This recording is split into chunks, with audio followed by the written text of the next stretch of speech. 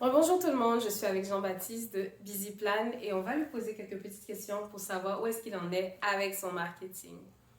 Alors, bonjour, donc moi c'est Jean-Baptiste, je suis cofondateur de BusyPlans, qui est une entreprise de consultation en affaires. Donc, on aide des gens à structurer leurs idées et avec un accompagnement en stratégie et en coaching aussi. Donc, pour la question du marketing, où est-ce qu'on en est?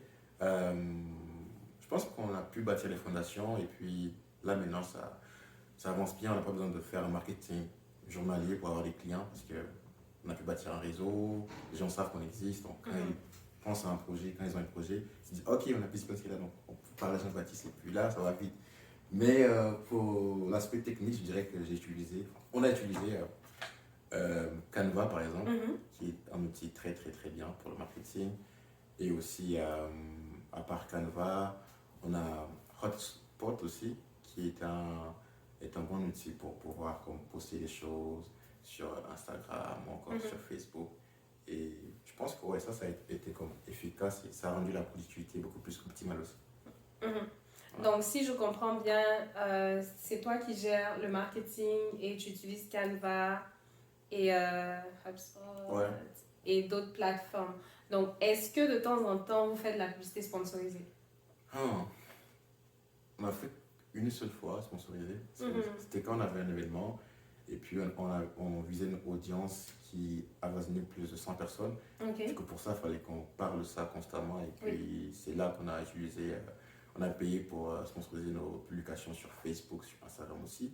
Et ça a été bénéfique. Et puis, Mhm. mais d'habitude, on ne paye pas pour le marketing. Ok. Donc Facebook et Instagram. Donc quelles sont les plateformes que vous avez déjà? Ok, on a un compte sur LinkedIn aussi. LinkedIn, LinkedIn? Facebook et Instagram. Instagram, c'est beaucoup plus pour les jeunes. Oui. Facebook, c'est pour les tontons, on va dire ça. Mhm. Et LinkedIn, c'est pour les professionnels parce que Oui. là-bas, c'est les gens qui travaillent qui sont là-bas. Mhm. C'est ça. Ok. Et vous postez combien de fois par jour ou par semaine en moyenne? Hmm. Alors, techniquement, on avait dit 3 fois par semaine. Ça, c'était notre, Mhm. notre fréquence désirée. Mais lorsqu'on est trop pris aussi, ça se peut qu'on ne respecte pas cette fréquence-là. Mais Mhm. bon, pour moi, le plus important, c'est de pouvoir bâtir une bonne fondation. Oui. Et une fois que les gens savent que tu es là, que Mhm. ton réseau sait que toi tu fais tel service et que lorsqu'ils pensent à tes offres, ils pensent à toi, ça c'est le but est atteint. Ouais. C'est ça. Absolument. Et aussi, j'ai vu que vous aviez à peu près 355 abonnés, ou voire même plus, si je ne me trompe pas, on peut regarder ensemble là. Ouais, ouais, ouais, bien sûr. Et on peut regarder. Je pense qu'on a Je pense 300, que oui, ou peut-être voir 500. 355. Ok, donc 355. Allez suivre BusyPlan sur Instagram et Facebook. Donc 355 abonnés à peu près. Est-ce que vous les avez trouvés naturellement ou est-ce que c'est des personnes à qui vous avez demandé de vous abonner? Comment ça a été? Ça c'est une bonne question. On n'a pas demandé, parce qu'on ne force pas les gens on dit pas allez follow tout le Oui. temps, mais c'est par rapport au travail qu'on fait. Mhm. Ça fait du bruit, donc les gens allaient s'abonner pour rester en contact. Et aussi, la plupart des abonnés viennent de notre réseau, ce Mhm. sont nos amis, nos collaborateurs, nos collègues aussi. Donc du coup, je pense que le fait de rester constant sur les réseaux, d'avoir une visibilité qui ne s'arrête pas à la famille, par exemple, ça Mhm. fait que les gens s'abonnent et quand ils voient que le travail est bien fait, ils s'abonnent aussi. Ça, c'est super, franchement. Ouais. Nous, au début, la manière dont on fonctionnait, c'est que on envoyait des demandes aux gens pour nous suivre. Mhm. Et au fil du temps, quand je remarquais qu'il y avait des posts qui fonctionnaient bien, on les sponsorisait, et puis ça nous rapportait des gens. Et puis Ouais. aussi, je pense que les hashtags nous ont aidés. Mhm. Et j'allais à quelques événements de réseautage. Et chaque fois que je rencontrais de nouvelles personnes, je demandais à ces personnes, ok, est-ce que vous avez Instagram? Allez nous suivre, abonnez-vous. Donc, je forçais un peu la main aux gens. Ouais, Mais on a aussi eu pas mal d'abonnés de façon organique. c'est ça. Je pense que au début, il faudra parler de ça, rappeler les gens Oui, d'aller follow, mais après, une fois que tu bâtis tes bases déjà, les gens le savent.